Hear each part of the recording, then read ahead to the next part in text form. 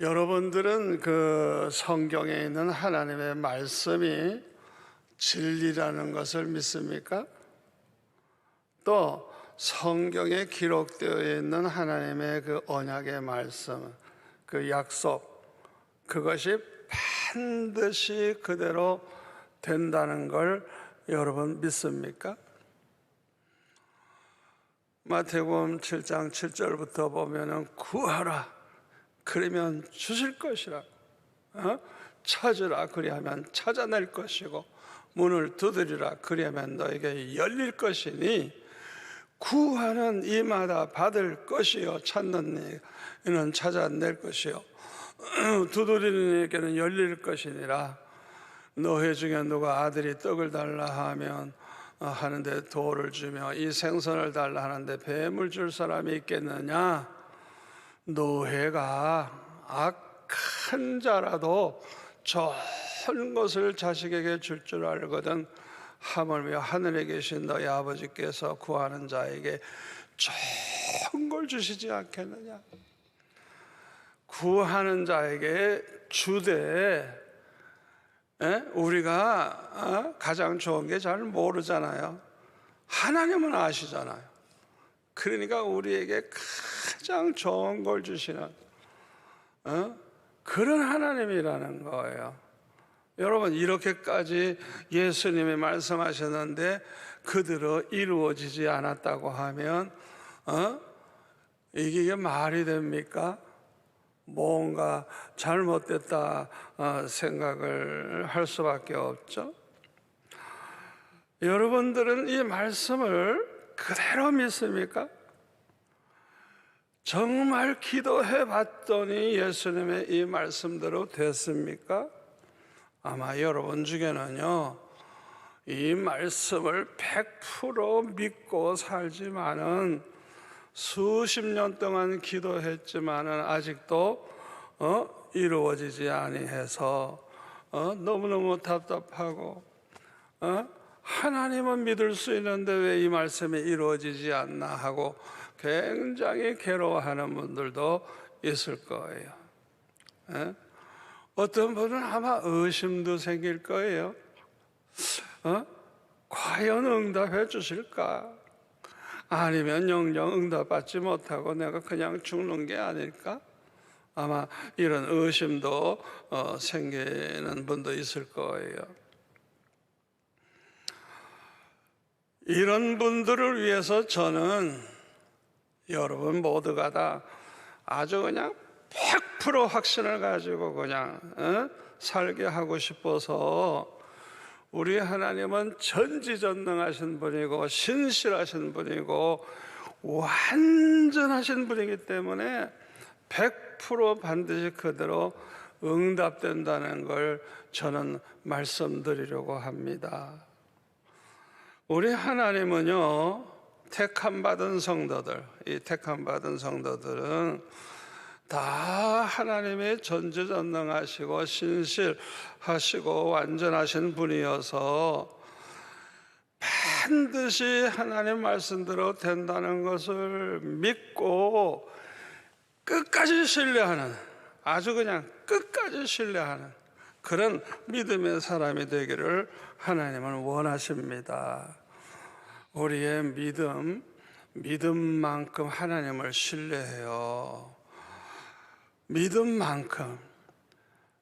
그러니까 하나님이 우리가 가지기를 원하시는 믿음은 어떤 절망 속에서라도 끝까지 하나님을 신뢰하는 그런 믿음을 저와 여러분이 갖기를 하나님은 원하십니다.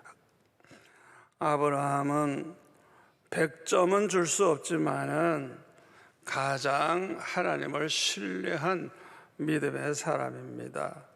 그래서 로마서 4장 17절 이하에 보면 이 아브라함에 대해서 이렇게 기록했어요. 기록된 바 내가 너를 많은 민족의 조상으로 세웠다 하신 것 같으니 그가 믿은 바 하나님은, 자 보세요, 하나님이 믿은 하나님이 어떤 하나님이에요?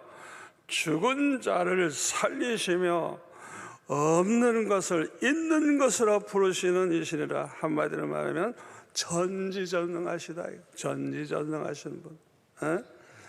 아브라함이 바랄 수 없는 중에 바라고 믿었으니 이는 네 후손이 이같으리라 하신 말씀대로 많은 민족의 조상이 되게 하려 하심이라.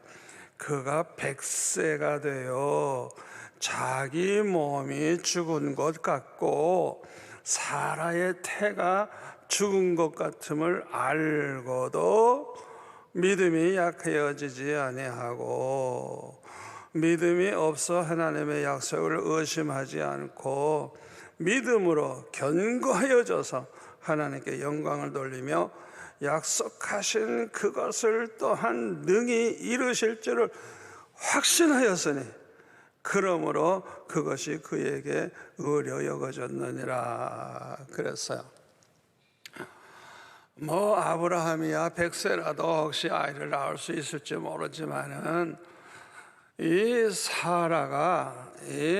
사라가요 90세쯤 됐으면요 이미 경수가 끊어진 지도 오래됐고요, 이거는 아주 100% 불가능한 거예요. 절대로 그거는 아이 못 낳아요. 그런 아이를 낳을 수가 없어요. 생각해 보세요. 여자들이 50만 넘어도 벌써 갱년기가 되고 벌써 아이를 이제 안 낳게 되는데, 아니 90세 되는 할머니가 어떻게 아이를 낳아요? 그러니까 아무리 믿음이 좋다 그래도 자기네들은 100% 불가능한 걸 알아요. 절망적이에요. 그러나 하나님은 하실 수 있는 분이고 하나님은 약속을 지키는 분이라는 그 믿음을 가지고 있었기 때문에 하나님께서 그것을 의로 여기셨다는 거예요. 또 히브리서 11장 그 8절에 보면은 믿음으로 아브라함은 부르심을 받았을 때 순종하여 장래의 유업으로 받을 땅에 나아갈새. 이거 중요합니다. 갈 바를 알지 못하고 나갔으며. 세상에 이런 답답한 일이 어디 있겠어요? 내 본토 친척 아비집을 떠나 내가 너에게 지시할 땅으로 가라. 그러면 갈 바를 어떻게 알아요? 모르지. 어디로 가라 이래야 되는데, 그러니까 어디로 갈지도 모르면서도 무조건 순종하고 갔어요. 또 믿음으로 그가 이방의 땅에 있는 것 같이 약속의 땅에 거류하여 동일한 약속을 유업으로 함께 받은 이삭과 야곱과 더불어 장막에 거하였으니 이는 그가 하나님이 계획하시고 지으실 터가 있는 성을 바랐습니다. 다시 말하면 왜 이들이 잘 살았거든요. 잘 살았어요. 그런데도 장막에 거했대요. 장막에. 그게 뭔지 알아요? 우리가 살 것은 이 세상이 아니라는 거. 이 세상에는 잠시 왔다 가는 거예요. 우리가 영원히 살 것은 하나님이 준비해 놓으신 저 하늘이라는 하나님 나라. 그렇기 때문에 자기네들은 이 세상에서 100년, 200년 살 그런 꿈을 가지고 사는 게 아니에요. 우리는 언제든지 하나님이 부르면 간다. 더군다나 하나님께서 떠나라 하면 떠나야 되잖아요. 오늘은 동쪽으로 가라 그러면 동으로 가고, 서쪽으로 가라 그러면 서쪽으로. 그러니까 즉각 순종할 수 있는, 하루도 지체할 필요도 없어. 그냥 천막 그냥 걷어가지고 가면 되는 거예요. 그러니까 이 아브라함의 신앙은 날마다 하나님 말씀하시는 대로 그대로 따라가는, 창세기 12장 4절에도 나오죠. 아브라함은 여호와의 말씀을 쫓아갔다고. 말씀대로, 무조건 말씀대로. 그러니까 이것이 우리가 가져야 할 믿음의 생활을 보여주는 거예요. 우리가 이 세상에서 하나님을 믿는다 하면서 사는데 우리가 도대체 어떻게 살고 있죠? 우리가 생각해 볼 필요가 있어요. 세상에서 몇백 년 살 줄 알고 그냥 재산을 모아가지고 그냥 되도록이면 그냥 부유하게 살라고 다 하고, 그 다음에는 그냥 자기 좋을 대로 살지, 좋을 대로. 이건 잘못된 신앙이에요. 하나님이 떠나라 하면 떠나고, 하나님이 서라 하면 서고, 가라 하면 가고. 그게 아브라함의 신앙입니다. 또 11절에 보니까 믿음으로 사라 자신도 나이가 많아서 단산하였으나 잉태할 수 있는 힘을 얻었으니 이는 약속하신 이를 미쁘신 줄 알았습니다. 이러므로 죽은 자와 같은 한 사람, 한 여인으로 말미암아 하늘의 허다한 별과 또 해변에 무수한 모래와 같이 많은 후손이 생육하였느니라. 그러니까 이 사라가 이제 죽은 자와 같아. 나이 90이나 된 여자가 무슨 애를 낳아. 그러나 하나님은 전능하신 분이에요.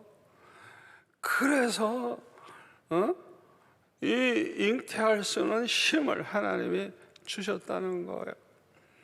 그래서 겨우 이삭 하나 낳았지만 그 이삭의 자손이 얼마나 많이 퍼졌냐 이게. 하늘의 별같이 해변에 무수한 모래와 같이 퍼지지 않았느냐 이게.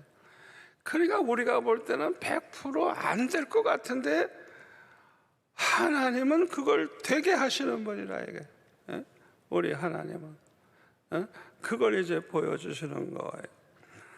또 거기 17절에 넘어가 보니까 아브라함은 시험을 받을 때에 믿음으로 이삭을 드렸으니 그는 약속들을 받은 자로되 그 외아들을 드렸느니라. 그에게 이미 말씀하시기를 내 자손이라 칭할 자는 이삭으로 말미암으리라 하셨으니 그가 하나님이 능히 이삭을 죽은 자 가운데서 다시 살리실 줄로 생각한지라. 여러분, 아니 그 사랑하는 아들 100세에 낳은 아들을 그래 번제로 드리라고? 아니 무슨 사람을 번제로 드리라고? 어떻게 보면 말도 안 되는 거죠. 그러나 무조건 순종했어요. 왜? 우리 하나님은 전지전능하신 분이니까, 또 약속을 꼭 지키는 신실하신 분이니까 이삭을 통해서 그 자손이 하늘의 별같이 많아지려 했으니까 우리가 번제로 드려도 죽은 자를 다시 살리실 거라는 거야. 그 믿음 가지고 순종한 거예요. 이야, 그러니까 하나님이 얼마나 기뻐하셨겠어요. 이 아브라함과 사라의 믿음은 정말 우리가 믿음의 조상이라고 그렇게 인정할 수밖에 없어요. 그런데 이 아브라함의 믿음이 처음부터 그렇게 좋았던 건 아니에요. 믿음이 처음에는 그렇게까지는 좋지 않았어요. 가나안 땅에 기근이 오니까 아니 기도해보지도 않고 하나님 말씀 음성도 듣지도 않고 먹고 살겠다고 애굽으로 그냥 내려갔어요. 세상에. 아브라함의 모습이 아니야. 이건 잘못된 거야. 그러니까 벌써 믿음이 병드는 거야. 믿음이 없으니까 겁이 나가지고 자기 아내를 말이야 너희 동생이라고 그러니까 죽고 사는 것을 주장하는 하나님, 절대 주권을 가진 그 하나님을 믿질 못하는 거예요. 상황이 그냥 그런 세상이니까 자기 아내를 이쁘니까 그냥 옛날에는 그런 여자는 뺐고 남편은 이제 그 남편과 잊어버리게 하기 위해서 그 자리에서 죽여버리는 거예요. 그런 세상이니까 자기가 살기 위해서 사라를 누이 동생이라 그러고 또 애굽 왕에게 또 아내로 또 주잖아요. 세상에 얼마나 부끄러워요. 또 그 하나님께서 이 사라를 통해서 하나님께서 자손을 주는데 땅에 티끌같이 많아지리라고 했지만은 10년이 돼도 깜깜무소식이야. 그러니까 아브라함이 75세 때에 부름을 받고 사라가 65세였거든요. 10년 지나갔으면 이제는 사라도 75세가 돼가지고 늙어서 이제 경수가 이미 끊어져 버리고 애를 낳을 수가 없어요. 그러니까 하가를 자기 그 종을 줘가지고 이스마엘을 낳게 되죠. 이 이스마엘을 낳아놓고 그냥 잠시는 그냥 위로를 얻고 기쁨을 얻었을 거예요. 애가 없던 집안에 애가 생기니까. 그러나 그 결과가 뭐예요? 지금까지 비극이에요, 비극. 지금까지 원수가 돼가지고 싸우고 아마 예수님 오실 때까지 싸울걸.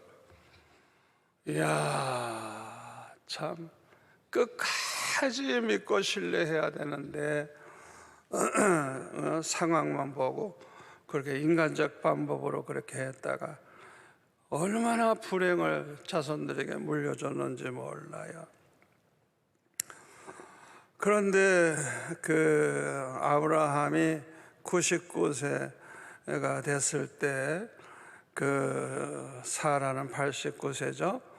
아주 출산이 100% 불가능한 이제는 절망적인 그런 상황에 있을 때 하나님의 사자가 찾아와서 창세기 18장 10절에 보면 내년 이맘때에는 사라에게 아들이 있으리라.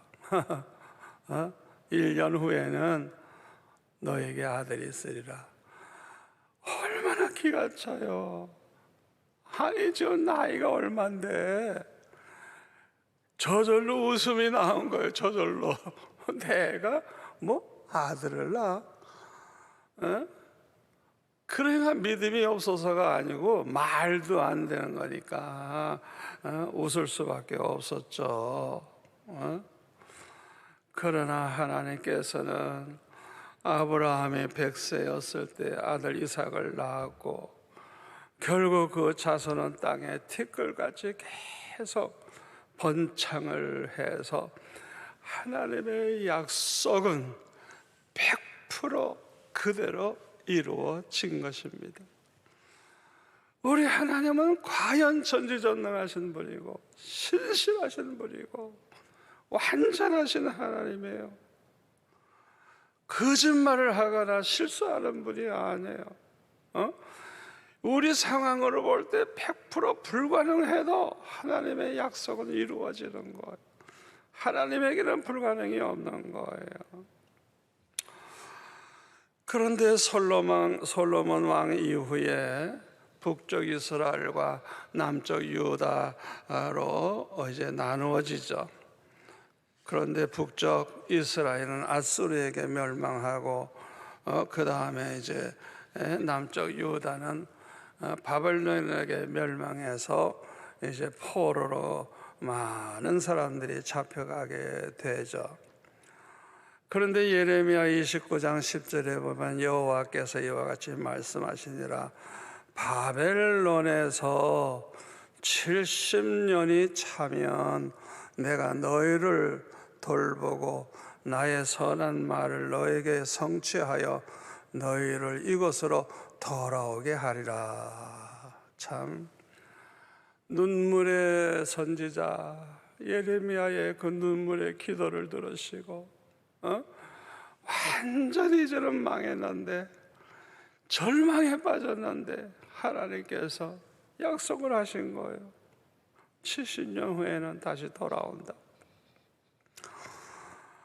그러나 바벨론 포로 생활은 영원히 끝날 것 같이 보이지 않았어요.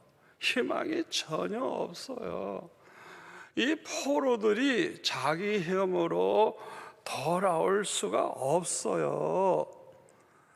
그런데 놀랍게도 이 바벨론이 망하고 메대와 파서로 나누어졌는데 고레스라는 사람이 나와가지고 이 메대 파사를 통일하고 이제 바사 왕이 됐는데, 이 사람이 다스리게 되면서 이 고레스는 말이죠, 에스더 1장 3절 끝에 보니까 그는 예루살렘에 계신 하나님이라, 하나님에 대해서 모르는 사람이에요.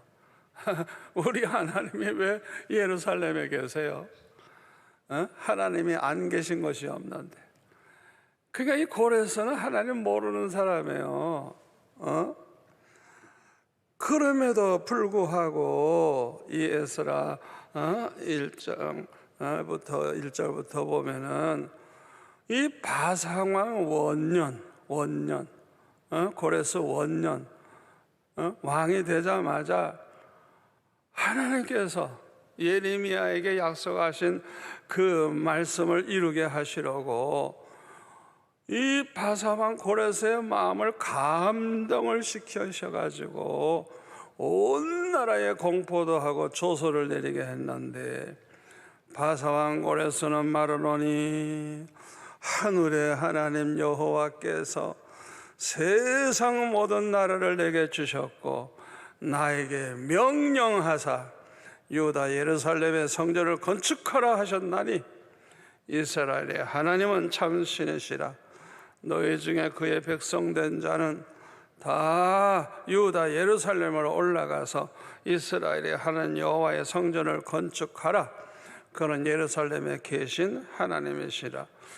그 남아있는 백성이 어느 곳에 머물러 살든지 그곳 사람들이 마땅히 은과 금과 그 밖의 물건과 짐승으로 도와주고 그 외에도 예루살렘에 세울 하나님의 성전을 위하여 예물을 기쁘게 드릴지니라. 자 보세요. 그냥 한순간에 포로 생활 끝난 거예요. 시간 끌지도 않았어요. 한순간에 어느 날 고레스가 이 조서를 해서 발표하는 그 한순간에 이 엄청난 기적과 같은 일이 일어난 것입니다. 아무도 상상할 수 없는 일이 일어난 거예요. 왜 하나님은 이렇게 하실까요? 우리 하나님은 전지전능하시고 신실하시고 완전하심을 믿게 하기 위해서요. 그래서 아무리 절망적이라도 하나님을 신뢰하라고, 하나님은 절대 약속을 지키고 능히 이루시는 분이니까 어떤 절망적인 상황에 와도 낙심하지 말고 끝까지 하나님을 신뢰하라고 하나님은 이렇게 하신 것입니다. 하나님께서 된다고 말씀하셨으면 반드시 그대로 됩니다. 하나님께서 주시겠다고 말씀하셨으면 반드시 주세요. 또 하나님께서 구원하시겠다고 말씀하셨으면 반드시 구원하십니다. 천지는 변해도요, 하나님의 말씀은 절대로 변하지 않아요. 한번 말씀하시면 그건 영원히 살아있고 그대로 이루어지는 거예요. 이사야 44장 6절부터 보면 아주 은혜로운 말씀이 있습니다. 말하는 자의 소리여 이르되 외치라. 대답하되 내가 무엇이라 외치리까 하니 이르되 모든 육체는 풀이요 그의 모든 아름다움은 들의 꽃과 같으니 풀은 마르고 꽃은 시들음은 여호와의 기운이 그 위에 붐이라. 이 백성은 실로 풀이로다. 풀은 마르고 꽃은 시드나 우리 하나님의 말씀은 영원히 서리라. 참 이 말씀 얼마나 좋은지. 여러분, 우리가 세상에서 성공했다 그러고 영광을 얻는다고 하지만 기껏해야 그거는 풀의 꽃과 같은 거예요.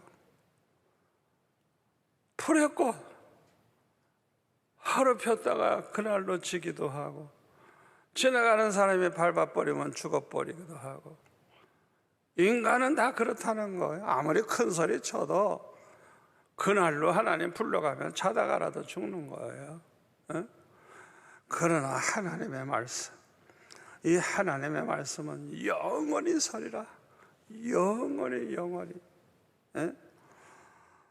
그러므로 끝까지 이 하나님의 약속을 믿고 사는 것이 매우 중요합니다. 우리가 볼 때 100% 불가능해졌을 때, 그래서 모두가 다 절망에 빠졌을 때, 그럴 때 하나님은 큰 일을 행하세요. 바로 그때가 하나님이 일하실 때예요. 그래서 하나님이 영광을 받으십니다. 이때 모든 사람들은 과연 하나님은 전지전능하신 분이다, 우리 하나님은 신실하신 분이다, 우리 하나님은 완전하신 분이다, 다들 그냥 외칠 수밖에 없어요. 그래서 하나님은 믿는 자들을 결코 실망시키지 아니하십니다. 우리가 하나님이 말씀하신 것을 보면요, 그 성경을 연구해 보면요, 지금까지 100% 다 그대로 됐어요. 아무리 반기독교 세력이 말이죠, 별별 소리 다 해도 성경을 보면 기가 막히게 다 이루어졌거든요. 앞으로도요, 미래에 대한 말씀도 성경에 있는데요, 그대로 되는 거예요. 우리는 그걸 믿어야 돼요. 무덤 속에 있는 나사로가 죽은 지 나흘이나 되어서 냄새가 날 정도라고 하면, 이것은 나사로가 죽은 지 오래돼서 이미 썩은 시체라는 걸 의미합니다.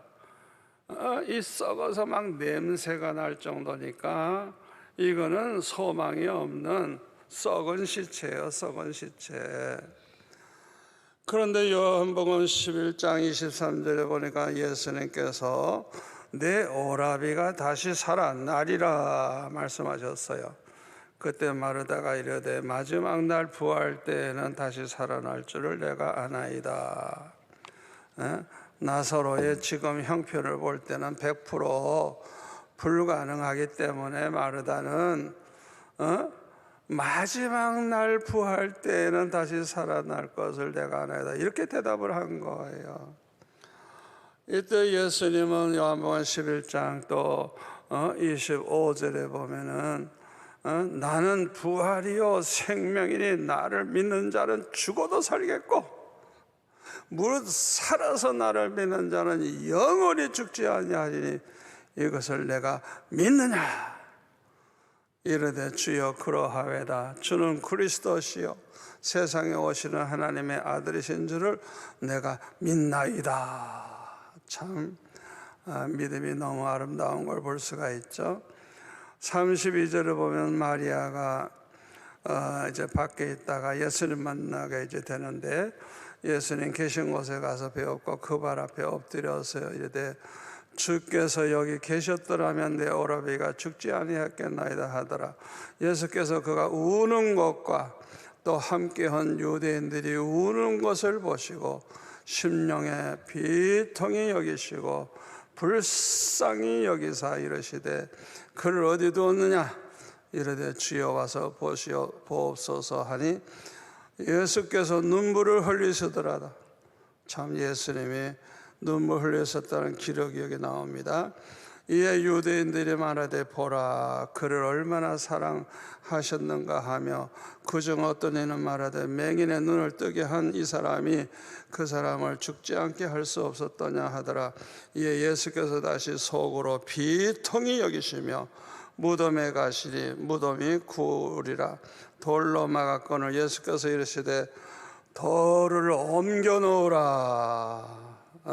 옮겨 놓으라 하시니 그 죽은 자의 누이 마르다가 이르되 주여 죽은 자가 나흘이 되었음에 벌써 냄새가 나나이다. 예수님께서 말씀하시를 내 말이 네가 믿으면 하나님의 영광을 보리라 하지 아니하였느냐. 잘 들으세요. 우리 주님이 하시는 말씀입니다. 네가 믿으면 하나님의 영광을 보리라. 믿으면 하나님의 영광을 보리라. 그렇게 말씀하시면서 돌을 옮겨 놓으라 이렇게 옮겨 놓으니까 예수님께서 이 나사로를 향해서 큰 소리로 43절에 보니까 나사로야 나오라 하시니까 죽은 자가 수족을 배로 동인채로 나오는데 그 얼굴은 수건에 쌓였더라. 예수께서 이르시되 풀어 놓아 다니게 하라 하시니라.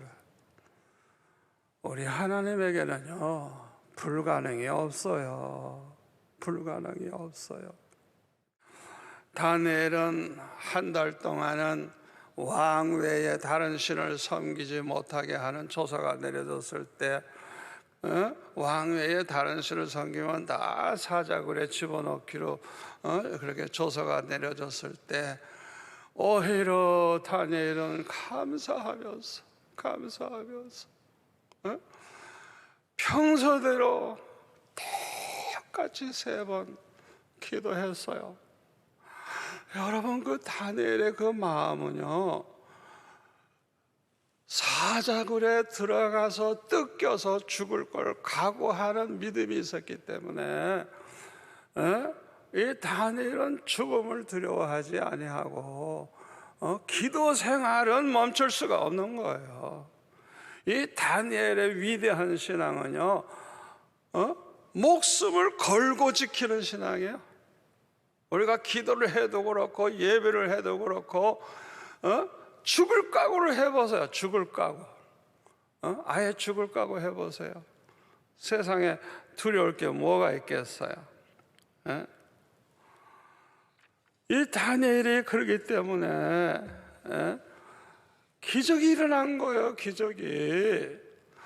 그러니까 이 다니엘은 사자굴에까지 들어갔어요.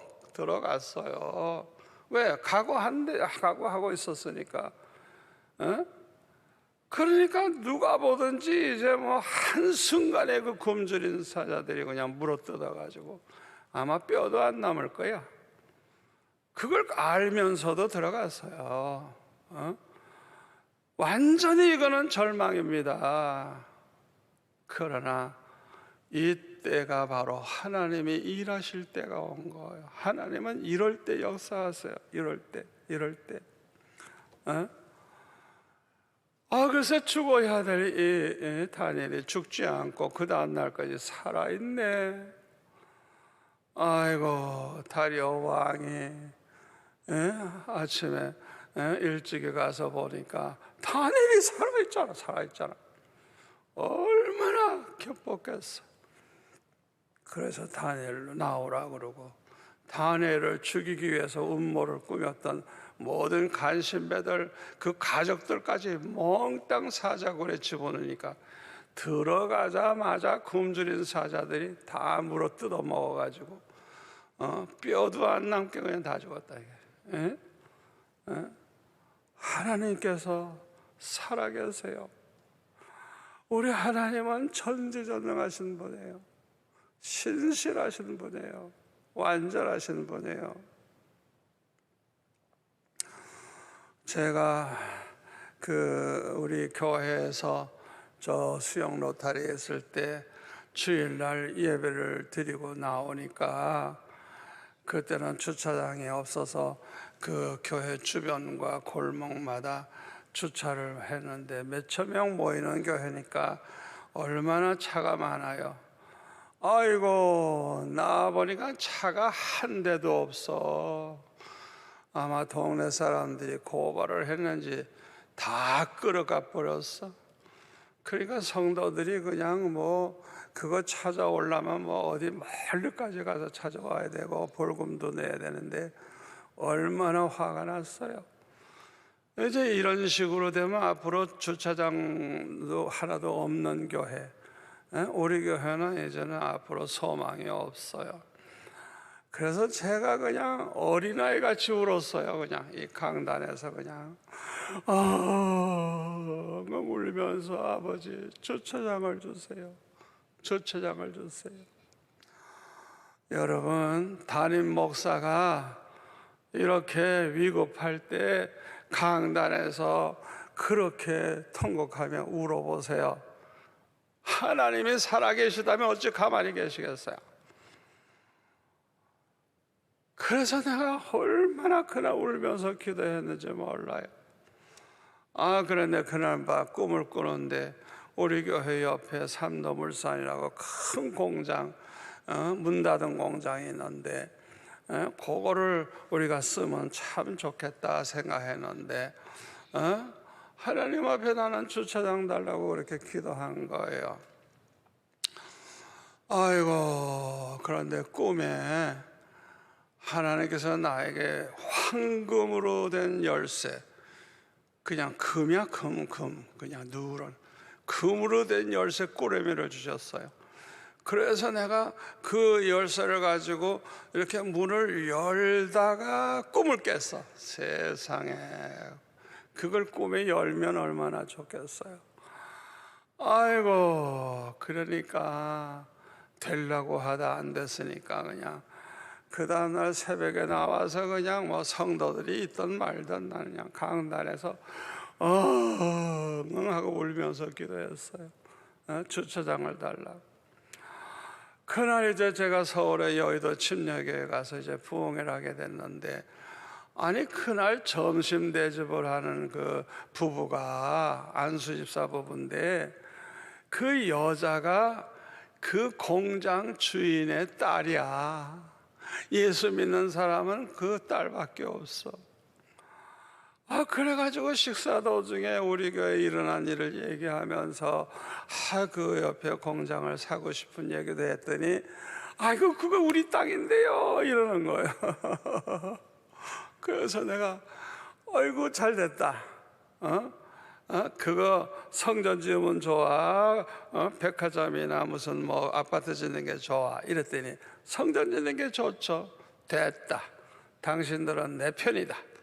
그러니까 아버지한테 얘기해서 그걸 싸게 좀 교회 팔도록 좀 해라.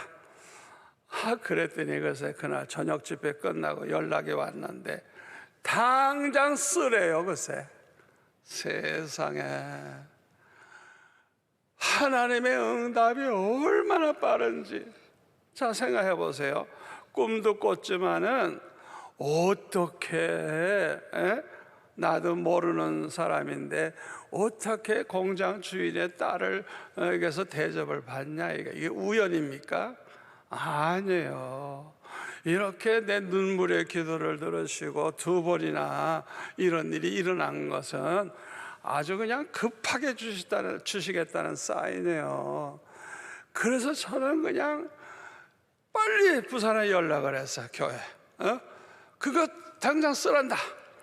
그러니까 그거 다 문 열어달라 그래가지고 다 주차도 하고 다 써라. 왜? 우선 쓰라 그러니까. 이야, 그래가지고 이제 계약을 하게 됐는데 3개월 동안 지나서 반을 주고 그 다음에 나머지 3개월에 마지막을 갚는 그 계약을 했는데 아무도 헌금을 안 해. 헌금을 안 해. 너무 생활이 어려운지 모르지만은, 근데 저는 헌금 작정 안 합니다. 그냥 기도만 합니다. 그런데 이제 한 주간 남았어요. 한 주간. 큰일 났다, 이거 한 주간 남았는데 헌금은 하나도 안 들어오지. 그래서 제가 이 강단에서 금식기도 시작했어요. 그냥 날마다 울면서 기도합니다. 주님 주신다고 해놓고 왜 안 줍니까? 주님이 나에게 보여주신 사인은 그건 준다는 사인이거든요. 왜 주신다고 해놓고 안 주십니까? 하면서 막 울면서 기도했어요. 그런데 월요일까지 갚아야 되는데 주일날이 됐어요. 그래 뭐 금식 중이니까 집에도 안 가고 새벽 예배 끝난 다음에도 그냥 계속 기도했어요. 그 시간, 아무도 없는 그 시간, 성도들이 다 집에 가고 없는 그 시간, 그 새벽에 주님이 말씀을 하시는데 이사야 45장 2절 3절 이 말씀을 하시는 거예요. 내가 너보다 앞서가서 험한 것을 평탄하게 하며 논문을 쳐서 부수고 새빗장을 꺾고 내게 흑암 중에 보아와 은밀한 곳에 숨은 재물을 주어 내 이름을 부르는 자가 나 여호와 이스라엘의 하나님인 줄을 내가 알게 하리라. 이 고레스 왕에게 하신 하나님 말씀인데요, 아니 주님이 나한테 이 말씀을 하시는 거예요. 그러니까 저 보세요, 흑암 중에 있는 보화, 깜깜하면 아무도 못 봐. 또 은밀한 곳에 숨겨놓은 재물, 이걸 주시겠다는 거야. 그냥 비록 고레스 왕에게 하신 말씀인데 이 말씀을 나한테 주시는 거예요. 그래서 그냥 할렐루야, 감사합니다, 감사합니다, 감사합니다, 감사합니다. 왜? 나한테 주시겠다니까. 아이고 얼마나 좋은지. 그때 우리가 오후 예배 드리는데 금식하는 그 몸 가지고 5번 예배 드리고 설교하면서 간증을 했어요. 응답받은 성도들이 얼마나 좋아하는지 그냥 할렐루야 하고 좋아하는데 헌금은 또 아무도 안 해. 세상에. 그 다음 월요일 날은 이제 은행에 그걸 갚아 놓아야 되는데 12시가 될 때까지도 깜깜무소식이야. 그래서 저는 강단에서 계속 기도했어요. 계속 기도했어요. 끝까지 기도했어요. 저는 저녁에 은행 문 닫은 그 시간까지도 기도했어요. 나중에 알고 보니까 그 은행 문 닫기 직전에 성도들이 얼마씩이라도 이렇게 교회 앞으로 송금을 한 거예요. 그런데 은행에서 사무장 오라 그래서 가봤더니 1억 8천만 원이 더 들어왔어요. 세상에, 우리 하나님이 왜 그렇게 하시죠? 좀 진작 주시지. 그러니까 나를 그냥 큰 눈물로 기도하게 하고 금식 기도하게 하고 완전히 절망에 빠졌을 때 기적은 그 마지막 한두 시간 사이에 일어난 거예요. 이야, 완전히 절망에 빠질 때, 완전히 불가능하다고 생각할 그때 하나님이 바로 일하시는 거예요. 고를 때 하시는 거예요. 여러분, 하나님이 왜 이렇게 하시는 줄 압니까? 왜 절망적인 그런 상황에 있을 때 하나님이 이렇게 하시는 줄 압니까? 우리 하나님은 전지전능하신 분이고 신실하신 분이고 완전하신 분이라는 걸 믿고 우리가 신뢰하라는 거야. 앞으로도 어떤 일이 있어도 반드시 그대로 되니까 절대 낙심하지 말고 하나님을 신뢰하라고 하나님께서 우리에게 그런 일을 하시는 것입니다. 오늘날 국내외 돌아가는 것을 보면 악이 번창하고 악의 세력이 승리할 것처럼 보입니다. 그 악의 세력이 얼마나 단결되어 있는지 세력이 크고 영원할 것 같아요. 영원한 100년, 200년 갈 것 같아요. 그러나 절망적일 때 하나님은 일하십니다. 우리가 볼 때 절망적일 때 하나님은 그때에 급하게 일하신다는 걸 우리는 알아야 돼요. 그래서 완전히 우리는 절망하고 있는데 하나님은 그냥 한순간에 해결해 버리는 거예요. 그 하나님을 우리는 신뢰해야 돼요. 끝까지 신뢰해야 돼요. 기도하겠습니다.